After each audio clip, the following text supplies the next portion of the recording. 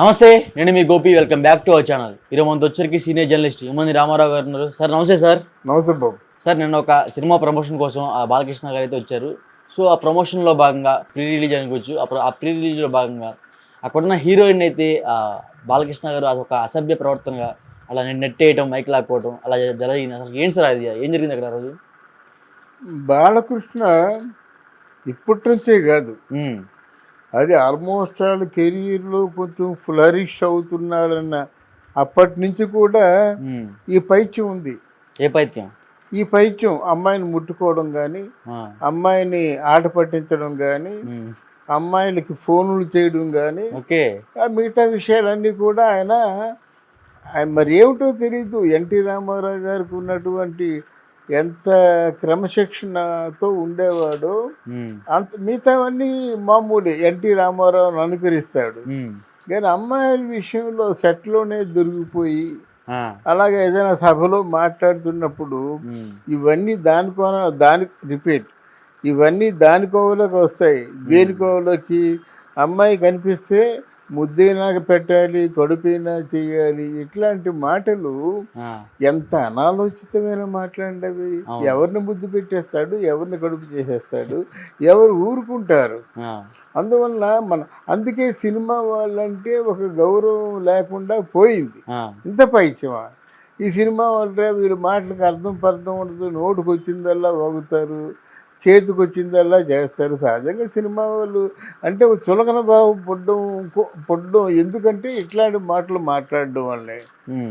ఏదో ఈ మధ్యకాలంలో మారాడు అనుకుంటే ఆయన మారలేదు. ఆయన శ్రీలీలతో అంటే ఆ వేదిక మీద అంటే మాట్లాడిన విధానం కానీ, భుజమే చేసే విధానం కానీ ఇవన్నీ కూడా ఆయన తాలూ పైత్యానికి ప్రధాన సంకేతాలు. అలాగే ఇప్పుడు విశ్వక్సేన సినిమాలో కూడా ఆయన బహుశా స్మారక స్థితిలో లేడేమో అని అనుమానం. అంటే స్మారక స్థితి అంటే మనం కాన్షియస్గా ఉన్నట్టయితే మీరు గోపి అని, ఆయనకేదో అని ఇలాగ మనకు తెలుస్తుంది. అది లేకపోతే ఏమవుతుందంటే వీళ్ళందరూ దగ్గర అయిపోతారు. ఏవండి అనేవాళ్ళు అంటే ఆ స్థితి రాకముందు ఏమండి గోపి గారు అనేవాళ్ళు ఏరా అంటారు. అంటే అక్కడ ఏమి రాక వచ్చేసారంటే పడిపోయాడు మరి అక్కడి నుంచి. ఇంకా అక్కడి నుంచి నోటుకు వచ్చిన మాటలు మాట్లాడతారు, ఇష్టమైన చేష్టలు చేస్తాడు. అందువల్ల బాలకృష్ణ తాలూకు ప్రవర్తన కొత్తగా మాత్రం నాకు అనిపించటం లేదు. ఆయనకు ఉన్నటువంటి లింక్స్ కూడా చాలా తెలుసు కదా, ఎవరెవరితో కదా. ఆయనతో ఉన్న ఎవరు ఏ హీరోయిన్ క్లోజ్గా ఉన్నప్పుడు కూడా ఆయన కూడా క్లోజ్గా ఉంటాడు. అంతకంటే వివరంగా నేను చెప్పలేను. ఎవరైనా హీరోయిన్తో యాక్ట్ చేస్తున్నట్టయితే చాలా సన్నిహితంగా ఉంటాడు, ఆ హీరోయిన్ గౌరవం ఇస్తాడు. కానీ ఆయన తాలూకు బలహీనత మాత్రం ఎక్కడ మానడు. ఏంటి ఆ బలహీనతలు? బలహీనత అంటే ఏమిటి? అమ్మాయితో మాట్లాడడం, అమ్మాయితో ఆడుకోవడం, అమ్మాయితో పాట పాడడం, ఇలా అన్నమాట. ఇంకా మగవాడు అమ్మాయి ఒంటరిగా ఉన్నా, అవుట్డోర్లు ఉన్నా ఏం చేస్తారు వాళ్ళు? తెల్లవాళ్ళు కాలక్షేపం కావాలి కదా. ఆ కాలక్షేపానికి తనకి ఎవరు నచ్చుతారో వాళ్ళతో కాలక్షేపాన్ని ఎంచుకుంటాడు. అది లేదా మందు తీసుకోవడం అంటారా, అది మామూలే. అంటే మామూలు కంటే షూటింగ్ అయిపోగానే వెంటనే క్యారీ వ్యాన్లో కూర్చోవడమో, లేకపోతే కారులో కూర్చోవడమో, లేకపోతే ఇంకెక్కడో చక్కని ప్లేస్ ఎంచుకోవడం, ఆ ప్లేస్లో కూడా తను, హీరోయిన్, అవసరమైతే డైరెక్టర్ వీళ్ళందరూ కలిసి కబుర్లు చెప్పుకుంటారు. అక్కడి నుంచి పార్టీ చేసుకుంటారు. అక్కడి నుంచి మిగతా వ్యవహారాలన్నీ కూడా నడుస్తాయన్నమాట. ఈ సినిమా కనుక మనకి అభ్యంతరాలు ఏమి ఉండవు. అభ్యంతరాలు పెట్టే వాళ్ళని పార్టీలోకి రానివ్వరు. అందువల్ల ఆయన ఆ పద్ధతి మార్చుకోవాలండి. బాలకృష్ణ పైత్యం మంచిది కాదు. బాలకృష్ణకు ఉన్నటువంటి ఈ పైత్యం మంచిది కాదు. ఒక స్టార్గా ప్రమోషన్ వచ్చిన తర్వాత ఇంచుమించు చిరంజీవి గారితో సరసమానమైన ఆర్టిస్ట్ అనిపించుకున్న తర్వాత ప్రజల్లో కూడా పేరు ఉంది. అంత మంచి పేరు తెచ్చుకుంటుంది. ఇదేంటిది? అందరూ చూస్తారు కదా, వేదిక మీదకి వచ్చిన తర్వాత అందరూ ఒళ్ళు దగ్గరించుకొని ఉంటూ ప్రతి ఒక్కరిని కూడా గౌరవించడం. ఎందుకంటే బికాజ్ ఆయన స్థాయిని, ఆయన తాలూకు గౌరవాన్ని, ఆయన ఇమేజ్ని నిలబెట్టడం కోసం మాట. అవన్నీ మర్చిపోయి ఈ విధంగా వక్రమైనటువంటి ప్రవర్తన ప్రవర్తించారంటే చరిత్రలో మిగిలిపోతాడు అంతే. ఉమ్, ఎవరైనా అంతేనండి. ఇప్పుడు అమ్మాయి అంటే అమ్మాయితో మీరు మాట్లాడడం, అమ్మాయితో మీరు పాట పాడడం, లేకపోతే అమ్మాయితో పార్టీ చేసుకోవడం తప్పని నేను చెప్పను. అది అంటే మీరు మాంసం తింటున్నారు కదా అని ఆ బొమ్మికలన్నీ మెడలో దండ కట్టుకొని తిరగడం మంచిది కాదంటున్నానమ్మా. ఉమ్. అంటే హిందూపూర్లో కూడా ఇప్పుడు కార్యకర్తలు ఉంటారు కదా, టీడీపీ కార్యకర్తలు కానీ లేకపోతే నాయకులు కానీ, వాళ్ళ మీద కూడా దురుసుగా మాట్లాడటం లేకపోతే చేయి చేసుకోవడం అలాంటివి జరుగుతూ ఉంటాయి. సో దాని గురించి మీరు ఏం చెప్తారు?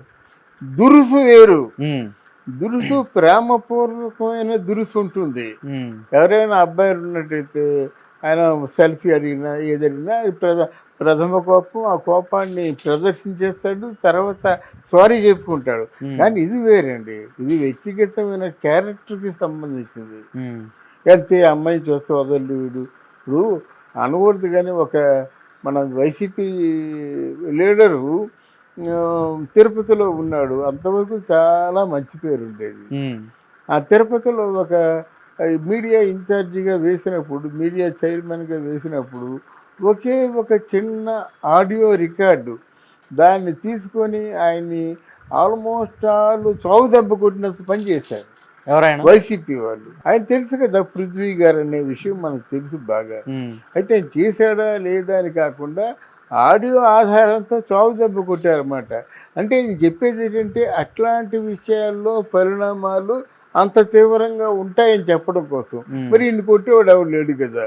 ఉమ్, మా సొంత వియ్యంకుడు ఎలా కొడతాడు, కొట్టడు. ఇంకెవరు బాలకృష్ణ గారికి ఎదురుగా చెప్పేవాళ్ళు ఎవరు లేరు. చెప్తే మనలాంటి మీడియా వాళ్ళే అంటే నిర్మోహమాటంగా నిర్ద్వందంగా చెప్పాలి, ఉమ్, బాలకృష్ణ ఈ పైత్యం మానుకో, ఉమ్, లేకపోతే నీ చరిత్ర అంతా తవ్వుకోవాల్సి వస్తుందండి. ఉమ్, అవును, అప్పుడు అలాగే కదా, అప్పుడు ఆ అమ్మాయిని ఆ పని చేశారు కదా, అప్పుడు ఆ హీరోయిన్తో ఇలా తిరిగేవాడు కదా, ఇవన్నీ అనుకోవడం దేనికి? ఉమ్, అవకాశం నువ్వు ఇస్తున్నట్టే కదా. ఉమ్, ఎన్టీ రామారావు కొడుకుగా ఇంతకు దిగజారిపోయినట్టయితే ఉమ్, నువ్వు పిలిస్తే ఎవరు రారు? ఓ స్టోరీ డిస్కషన్ అంటావు, రారా?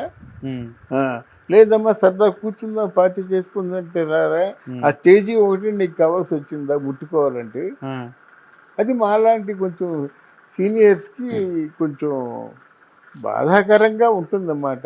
ఉమ్, రామారావు గారిని చూసా, నాగేశ్వరరావు గారిని చూసా, శోభన్ బాబు, కృష్ణ, ఎవరికైనా ఈ చెడ్డ పేరు ఉందా? లేదు కదా. ఇందులో ఇంకొక సీక్రెట్ ఏంటి? చెప్పండి. ఇప్పుడు ఈయన ఇలా చేశాడని చెప్పేసి ఇంత రాద్ధాంతం జరిగిపోయింది. శోభన్ బాబు సెట్లో ఉంటే సాంగ్ పిక్చరైజేషన్ జరిగితే ఆ ఇద్దరూ కౌగిలించుకుంటుండగా కట్ చెప్పినట్టయితే ఈ శోభన్ బాబు మాత్రం కౌగిలింత వీడేవాడు కాదు. ఉమ్, అట్లా మాట్లాడుతున్నప్పుడు కూడా ఆ కౌగిల్లోనే అలా మాట్లాడుతుండేవాడు. ఇక్కడ ఉన్నది ఏంటంటే శోభన్ బాబుని ఏ హీరోయిన్ కూడా నా దృష్టిలో తిరస్కరించలేదు. ఉమ్, ఆనాటి జయలలిత నుంచి చివరి కాంచన, శారద వీళ్ళందరూ కూడా అంటే ఒక ఆత్మీయుడితో ఆయన పట్టుకోవడం మనకు అదృష్టం, ఆయన మాట్లాడడం మనకు అదృష్టం. ఆ పేరు తెచ్చుకున్నాడు. ఆయన చేసిన పని ఇదే. ఆయనకి ఆ పేరు వచ్చింది, ఈయనకి ఈ పేరు వచ్చింది. ఓకే. అంటే ఆయన వ్యాఖ్యానం చేయలేదు ఇలాగా ఆడత కనిపించినట్టయితే ముద్దైనా పెట్టుకోవాలి కొడుకు ఇట్లాంటి అర్ధరహితమైన మాటలు సోనబ మాట్లాడేది. ప్రజెంట్గా జర్నలిస్ట్ వచ్చినా ఎవరు వచ్చినా వాళ్ళని మెస్మరైజ్ చేసి తన దారి తెచ్చుకునేవాడు అన్నమాట. అది ఓకే. తేడా.